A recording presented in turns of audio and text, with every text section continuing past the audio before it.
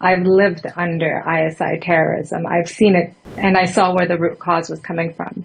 And I understand deeply the ISI propaganda. I understand deeply because it's affected my own country. What India did was necessary. Pakistan is breeding terrorism. They went into Kashmir, Baluch, who's in prison, but people like Osama bin Laden and the leaders of Lashkar-e-Taiba are allowed to roam freely within the country. In Balochistan, it's been decades of forced disappearances, murders, organ harvesting.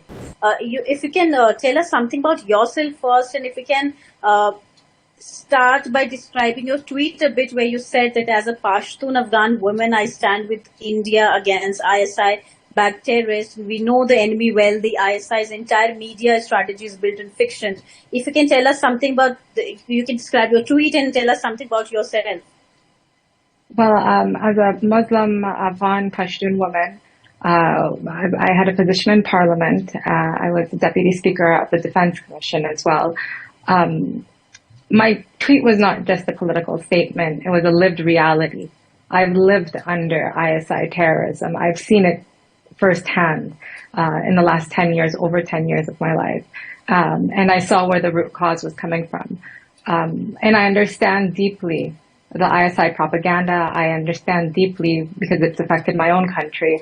In the worst case scenario, with countless lives lost, of how they peddle the same lies over and over again and breed terrorism. There's more I can say about myself and more I can say about the tweet, but I'll let you go to the next question. Right. Mariam, while India has hit terror infrastructure in Pakistan and Pakistan occupied Kashmir with Operation Sindoor and proofs being provided to the world, Pakistan has been peddling fake narrative. What is your comment on that, and how do you look as India's strike against terror infrastructure in Pakistan? I think that what India did was necessary. Pakistan is breeding terrorism. They went into Kashmir and they killed innocent lives. You can't let that go that simply. And the attacks that India is doing is in a very responsible way. They're going after terrorism outposts, terrorist camps, places where the military is helping terrorists breed even more in Pakistan. So the propaganda that's being peddled by India is the same issues that they've been doing for the last 77 years. It's the same lies that they've been peddling out of these troll farms online, out of their paid media spokespeople that are speaking, even out of their own ISI, their leadership, as well as their Minister of Foreign Affairs.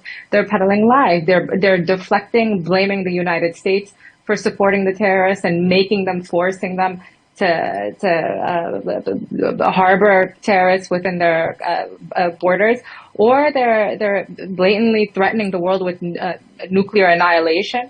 It's completely ridiculous, and I think the world is understanding very clearly who India is and how that's an economic power that's helping uplift the world, and who Pakistan is. Pakistan is now known for terrorism, and they're inflicting terrorism amongst their own people as we speak. Right. Talking about Pakistan, Balochistan has been burning for decades. The people of Balochistan don't have much access to their own assets. Pakistan is unable to hold ground in their own country. The Balochistan people have been killed. They have vanished. How do you look at the war and aggression that Pakistan is facing within, and now Baloch leaders, they are declaring independence from Pakistan and seeking support from India and global community? Well, it's not just the Baloch. It's the Baloch, it's the Pashtuns, it's the Sindhis, it's even Punjabis. I think everyone is sick of a military dictatorship that they're living under. In Balochistan, we have a peaceful, non-violent activist like Dr. Mariam Baloch, who's in prison, but people like Osama bin Laden and the leaders of Lashkar-e-Taiba are allowed to roam freely within the country. In Balochistan, it's been decades of forced disappearances, murders, organ harvesting, the looting of their natural resources, gold, copper, oil, are being looted, but the people are still starving and they're still poor, while people ISI generals specifically are living a lavish lifestyle off of these people's blood.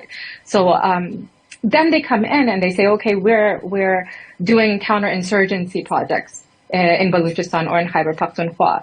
This isn't counterinsurgency. What you're doing is forced colonization, forced occupation is what's happening in Balochistan and in Pakhtunkhwa. So unless you have a military stronghold, you can't keep your own territory. So within the borders of the so-called borders of Pakistan, they're using military to keep control of their own people. So this country is slowly imploding from within. And if it doesn't get under control very soon, what worries me the most is where these nuclear powers are going to go. Where are the nuclear weapons going to go, and whose hands are they going to go? Because they've bred too much terrorism. Right. Mariam, talking about India, India provides various forms of aid to Afghanistan, including humanitarian assistance, developmental partnerships, and infrastructure products. How do you look at India's support for Afghan people? I think India has always been a true friend to Afghanistan. They haven't supported any warlords. They haven't supported any proxy regimes. They haven't supported anyone. They've supported the Afghan people, the Afghan nation, from schools to food to dams to health. It's beautiful, and I think that we saw the solidarity of the Afghans come out whenever this war between Pakistan and India came to, and wholeheartedly, the Afghan people stood up and said, no, we're standing with India. We see through the lies. We will not stand with Pakistan. So the Afghan people, not speaking from any government or warlord, the Afghan people are true brothers and sisters to the Indian people.